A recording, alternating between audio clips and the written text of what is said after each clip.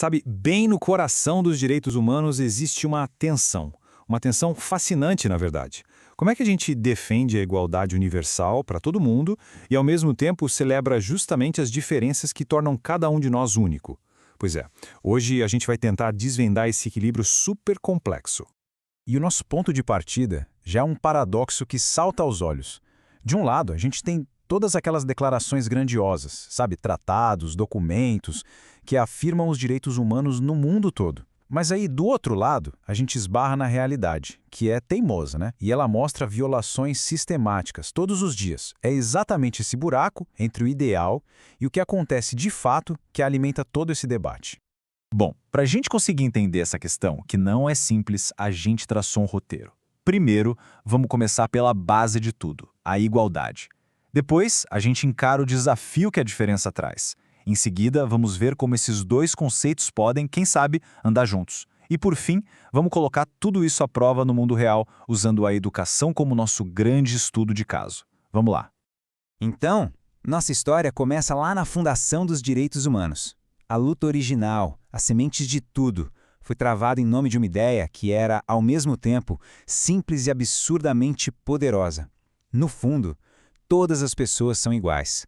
E essa ideia não ficou só no discurso, não. Ela foi consolidada em momentos históricos muito importantes.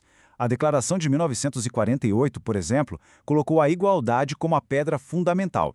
E décadas depois, mesmo com um monte de desafios novos surgindo, a Conferência de Viena, em 1993, veio e, pá, reafirmou com toda a força essa universalidade. Isso mostra o quanto essa ideia é duradoura.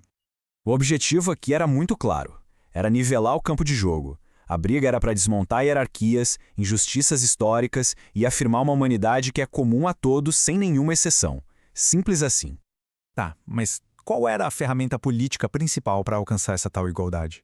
O nome dela é redistribuição. A lógica é bem direta, na verdade. Para que exista justiça social, é preciso garantir que a riqueza e as oportunidades sejam distribuídas de um jeito mais justo, sabe? Ir na raiz da desigualdade material e combater ela ali. Só que a história não para, né? E aí surgiu uma nova camada, uma nova complexidade. Começaram a aparecer movimentos que não exigiam apenas ser tratados como iguais. Eles exigiam também o reconhecimento de suas identidades, que são únicas. A partir do fim do século XX, mais ou menos, o cenário político começou a mudar bastante. Movimentos feministas, antirracistas, indígenas, LGBTQIA+, todos eles ganharam muita força. E o argumento era: a nossa identidade cultural não é uma coisa secundária, não. Pelo contrário, ela é central na nossa luta por justiça. E a ferramenta para essa nova luta é o reconhecimento. Olha a diferença. Se a redistribuição foca na justiça econômica, o reconhecimento foca na justiça cultural. A batalha agora não é só sobre o que a gente tem, mas sobre quem a gente é. É uma luta contra o desrespeito, contra a invisibilidade. E aqui, a filósofa Nancy Fraser ajuda muito a gente a visualizar essa grande tensão. De um lado, a gente tem a redistribuição, buscando a igualdade social, do outro, o reconhecimento, buscando a valorização cultural. E a pergunta que fica no ar é: será que esses dois caminhos para a justiça estão condenados a brigar entre si? Bom, isso leva a gente para o centro da questão. E a resposta, olha, é surpreendentemente elegante. Talvez não seja preciso escolher. Uma visão mais completa de justiça sugere que a gente pode e, na verdade, deve integrar as duas coisas. E essa citação do sociólogo Boaventura de Souza Santos é o pulo do gato. É a chave. Ele diz assim: temos o direito a ser iguais sempre que a diferença nos inferioriza. Ou seja, a gente luta por igualdade para combater a discriminação. Simples. Mas aí ele continua: temos o direito a ser diferentes sempre que a igualdade nos descaracteriza. Quer dizer, a gente defende a diferença para proteger quem a gente é, a nossa identidade. É genial. Então, o ponto crucial é esse aqui. O desafio não é apagar as diferenças para a gente ter uma igualdade meio sem graça, sabe? E também não é permitir que as diferenças criem novas hierarquias. O negócio é construir uma sociedade onde a igualdade e a diferença se alimentam, uma ajuda a outra. Pensa num jardim bem saudável. Ele precisa tanto do solo comum, que é para todo mundo, quanto da diversidade de plantas para poder florescer de verdade. Ok, muito bonita a teoria, né? Mas como é que essa ideia funciona na prática? Para a gente sair um pouco do abstrato, vamos entrar na sala de aula. A educação é tipo um laboratório perfeito, um campo onde essa tensão entre ser igual e ser diferente aparece de forma muito intensa, muito real. Por muito tempo, a ideia de direito à educação significava basicamente colocar todo mundo na mesma caixa, com um currículo padrão para todo mundo em nome da igualdade. Só que um novo modelo está ganhando força, a educação em direitos humanos. E ela vira essa lógica de cabeça para baixo. Ela entende que a verdadeira igualdade não é aquela que ignora a diferença, mas aquela que abraça a diferença, que valoriza as diversas identidades que existem dentro da sala de aula. Isso, olha, não é só uma ideia abstrata, não. A gente vê isso em políticas bem concretas que estão tentando colocar a tal igualdade na diferença em prática.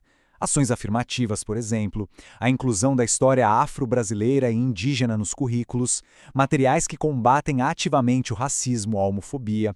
Tudo isso são formas de construir uma educação que reconhece e que valoriza.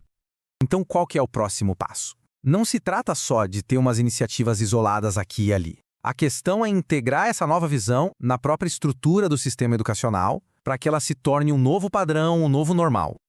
Um exemplo muito forte disso vem aqui do Brasil mesmo. As Diretrizes Nacionais para a Educação em Direitos Humanos, de 2012, colocam lá explicitamente a igualdade de direitos e o reconhecimento das diferenças como princípios fundamentais. E olha só o mesmo peso para os dois. A mensagem é super clara, não é um ou outro, são os dois, juntos e inseparáveis.